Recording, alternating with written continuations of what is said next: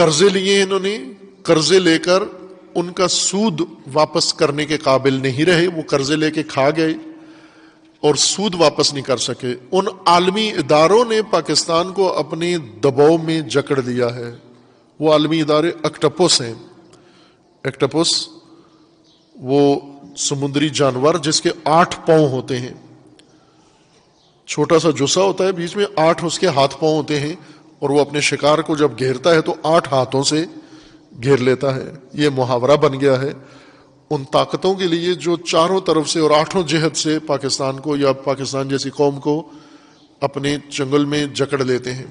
یہ عالمی ادارے، ورلڈ بینک ہے، IMF ہے، FATF ہے، اور اس طرح کے جو ادارے ہیں، عرب خلیجی بینک ہے یا فلاں، انہوں نے غریب ملکوں کو جکڑ لیا ہے۔ مہاتیر محمد وہ شخص ہے جس نے ملائیشیا کو پاکستان جیسی حالت سے نکال کر اپنے پاؤں پر کھڑا کیا ہے۔ بعد میں اپنی اقتدار کے اوج کے دنوں میں چھوڑ دیا اقتدار، ایک مثال قائم کی، لیکن پتہ نہیں بڑھاپے میں کس نے اکسایا اس کو، دوسری شادی کر لی اس نے، کیا کیا، پھر دوبارہ سیاست میں آیا اور ذلیل اور رسوا ہو گیا۔ ابھی بالکل ملائیشیا میں اپنا اعتبار اور عزت کھو بیٹھا ہے۔ نہ آتا اگر تو یہ ہیرو تھا، پوری اسلامی دنیا کا سب سے بڑا ہیرو تھا یہ شخص۔ ملائیشیا کی اقتصادی حالت بالکل پاکستان کی طرح تھی، عالمی اداروں نے جکڑا ہوا تھا، اس شخص نے آ کر وہ معیشت سنبھالی اور سدھاری اور ترقی یافتہ ممالک کی صف میں ملائیشیا کو لا کر اس نے کھڑا کیا۔ یہ جب پاکستان کے دورے پہ آیا تھا تو اس نے ہمارے وزیر اعظم صاحب کو ایک نصیحت کی تھی کہ کبھی بھی عالمی اداروں کے چکر میں نہیں جانا، قرض لے کر معیشت کی بنیاد نہ رکھنا، قرض لے کر اپنے مشکلات حل نہ کرنا، قرض لے کر اپنی مہنگائی ختم نہ کرنا، یہ تباہی ہے تمہاری۔ اور یوں نہیں کہ مہاتیر کو پتا تھا، ساری دنیا کے تھوڑا بھی جو الف بے پڑا ہوا ہے اس کو بھی پتا ہے کہ عالمی اداروں سے قرض لے کر کوئی ملک آج تک نہ سنبھلا ہے نہ سنبھل سکتا ہے۔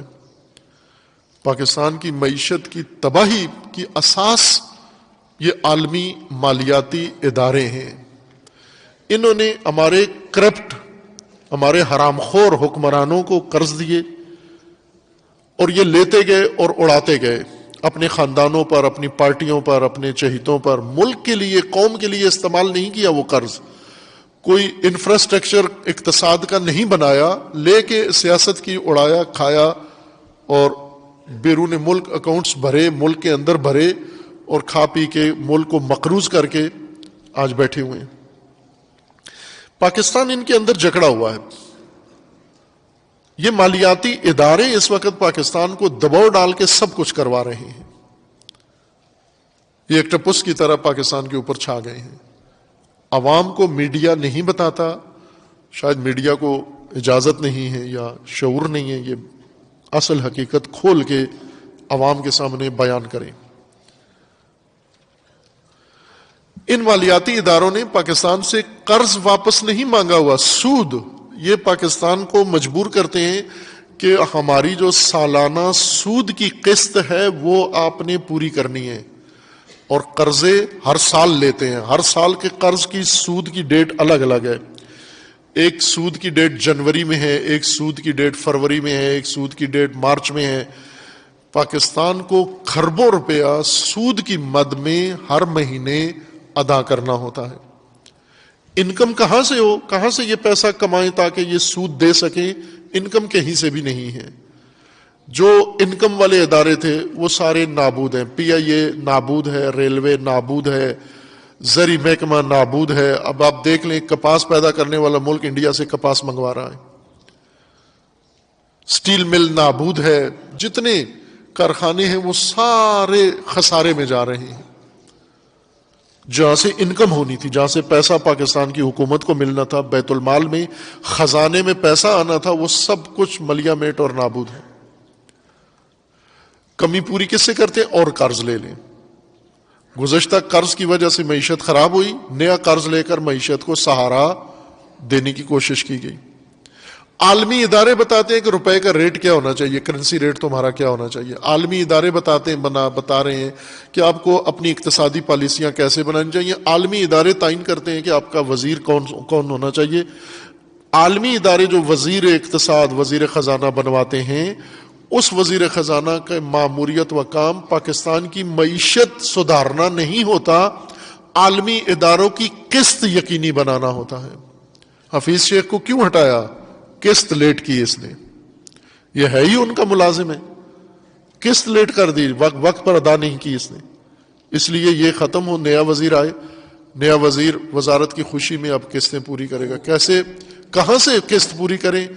بجلی مہنگی کر دو، پٹرول مہنگا کر دو، روزمرہ کی چیزیں مہنگی کر دو، آٹا چینی مہنگی کر دو.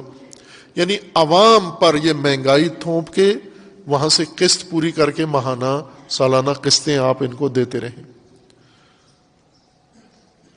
اقتصادی پالیسیاں یہ ہیں کہ عوام سے اور ٹیکس ڈالو اور ٹیکس ڈالو اور لے کر جاؤ. ایک اور جو اقدام گورنمنٹ نے کیا ہے، جیسا ہمارے چیف صاحب نے کہا تھا نا کہ ہم اب متوجہ ہو گئے ہیں کہ اپنے گھر کو ٹھیک کرنا ہے. گھر ٹھیک کرنے کا کام مدتوں سے جاری ہے اور گھر ٹھیک ہم سے کروایا جا رہا ہے. چونکہ آپ کو ان عالمی اداروں نے ایسا پھانسا ہوا ہے، پابند کیا ہوا ہے کہ اگر آپ ان کی باتیں نہیں مانیں گے یہ آپ کو بلیک لسٹ کر دیں گے، پاکستان کو ٹیررسٹ اسٹیٹ قرار دیں گے اور پاکستان کا حشر ایران والا کر دیں گے. ایران کی طرح پابندیاں، پاکستان کے ساتھ کوئی تجارت نہیں کر سکتا، کوئی لین دین نہیں کر سکتا، کوئی رفت و آمد نہیں کر سکتا، کیونکہ پاکستان ٹیررزم کی حمایت کرتا ہے. یہ بلیم لگا کر پاکستان کو عالمی اداروں میں، اقوام متحدہ میں یہ بلیک لسٹ کر کے پھر پابندیاں لگا دیں گے. یہ اس سے بچنے کے لیے کہ ہمیں بلیک لسٹ نہ کریں، کیا کریں ہم؟ وہ روزانہ کوئی نہ کوئی چارٹر لکھ کے دیتے ہیں کہ یہ پورا کروا. مدرسے اپنے کنٹرول کرو، مسجدیں کنٹرول کرو، دینی فنڈ کنٹرول کرو، موقوفات کنٹرول کرو، فلاں کرو فلاں کرو، نصاب تعلیم اپنا بدلو، تعلیمی نصاب اپنا چینج کرو. یہ سب عالمی اداروں کا دباؤ ہے. اب تازہ ترین قدم جو عالمی اداروں کے دباؤ کی وجہ سے اٹھانا پڑا وہ ہے کہ اسٹیٹ بینک اپنا حکومت سے آزاد کرو. اسٹیٹ بینک حکومت کے تسلط سے نکالو. اسٹیٹ بینک یا سینٹرل بینک، دو نام دنیا میں اس کے رائج ہیں. اسٹیٹ بینک پاکستان میں کہتے ہیں، انڈیا میں، اور باقی دنیا میں شاید اس کو سینٹرل بینک کہتے ہیں. یعنی ایسا مالیاتی ادارہ، وہ بینک، یہ تجارتی بینک نہیں ہوتا جس طرح آپ کے روزمرہ کے بینک ہیں جن میں آپ جاتے ہیں، اکاؤنٹ کھولتے ہیں، پیسے ڈالتے ہیں، پیسے نکالتے ہیں. یہ اس طرح کا بینک نہیں ہوتا. یہ وہ بینک ہوتا ہے کہ ہر ملک کے اندر ملک کی جو مالیاتی نظام ہے اس کا کنٹرول اس کے پاس ہوتا ہے. یہ ایڈمنسٹریٹر ہوتا ہے مالی نظام کا، مدیر ہوتا ہے مالی نظام کا. کہ پاکستان کے اندر مثلا کرنسی ریٹ کنٹرول کرنا، نوٹ چھاپنا اور مہنگائی کا تناسب رکھنا، قرضے لین دین کرنا اور قسطیں پوری کر کے ان کو فراہم کرنا، ملک کے لیے قرضوں کی منظوری دینا، حکومت کو قرضوں کی منظوری دینا، جتنے بھی مالیاتی اور کرنسی سے مربوط مالی فیصلے ہوتے ہیں وہ سارے اس ادارے کی ذمہ داری ہوتی ہے. پوری دنیا میں ہے اسٹیٹ بینک. دو قسم کے اسٹیٹ بینک ہیں دنیا کے اندر، دو طرح سے ہیں، سینٹرل بینک یا اسٹیٹ بینک. ایک وہ بینک ہیں جو حکومت کے انڈر ہیں، جیسے پاکستان میں ہے کہ حکومت ان کی اوپر گورنر بھی متعین کرتی ہے، جس کو بینک دولت کہتے ہیں. آپ کے نوٹوں پر لکھا ہوتا ہے بینک دولت پاکستان، گورنر کے دستخط بھی ہوتے ہیں. آپ اپنا نوٹ نکالیں جیب میں، اگر ہے بچ گیا ہے کوئی تو اس کو نکال کے اس میں دیکھ سکتے ہیں، ایک سائن کیے ہوتے ہیں گورنر بینک دولت پاکستان، کہ آپ کے مطالبے پر آپ کو گورنمنٹ پاکستان بینک دولت پاکستان. یہ بینک دولت ہی اسٹیٹ بینک ہوتا ہے، سینٹرل بینک ہوتا ہے. نوٹ یہی چھاپتا ہے، نوٹوں کا مالک یہی ہوتا ہے، دوسرے لفظوں میں کرنسی کا مالک یہی ہوتا ہے. اور تمام چھوٹے بینک جتنے عام بینک ہوتے ہیں سب اس کے انڈر ہوتے ہیں. ان کی پالیسیاں، ان کے تمام کاموں کے اوپر نظارت اس کی ہوتی ہے. ملکی نظام معیشت میں رگ حیات رکھتا ہے. اسٹیٹ بینک کو اگر میں مثال سے بیان کروں پاکستانیوں کے لیے شاید مثال زیادہ قابل فہم ہوگی. ہمارے ہاں افواج ہیں، 3 طرح کی فوج ہے، زمینی فوج ہے، ہوائی فوج ہے اور سمندری پانی کی فوج ہے، بحریہ، فضائیہ اور خشکی کی بری فوج.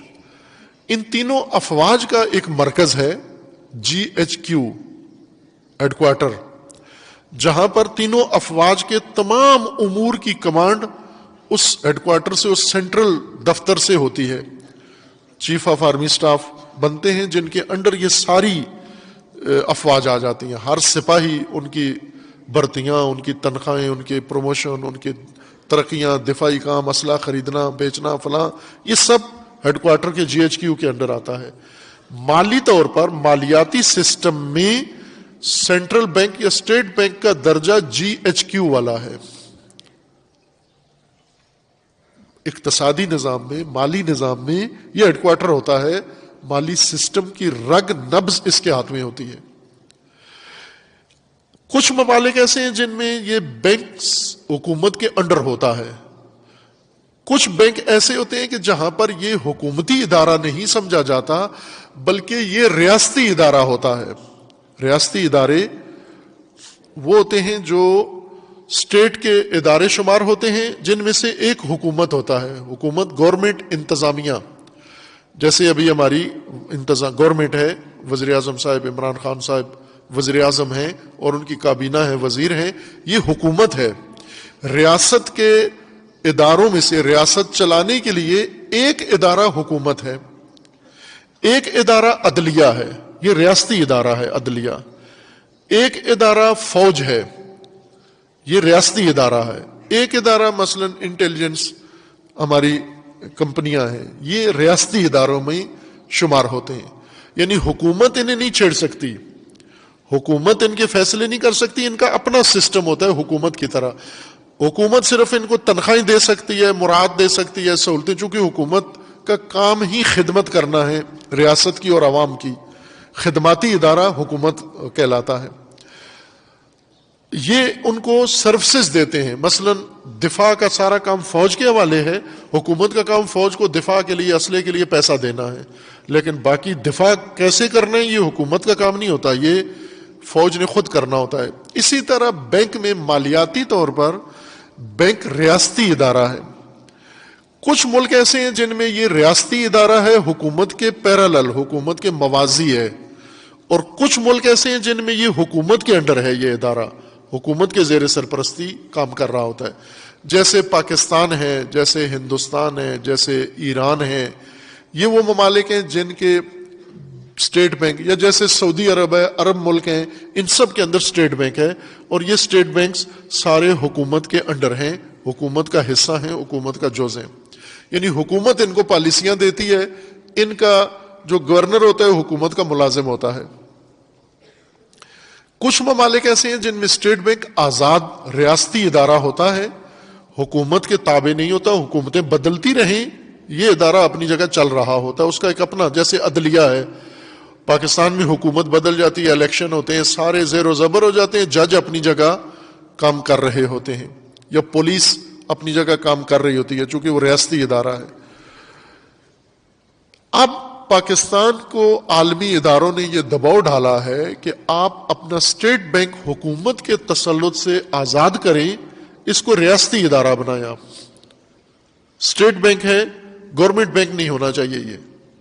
یعنی گورنمنٹ اس کے اوپر نظارت نہ کرے، گورنمنٹ اس کو کنٹرول نہ کرے، گورنمنٹ اس کے اوپر دباؤ نہ ڈالے، گورنمنٹ تعیناتیاں اور تقرریاں نہ کرے، اس کو مستقل کرو.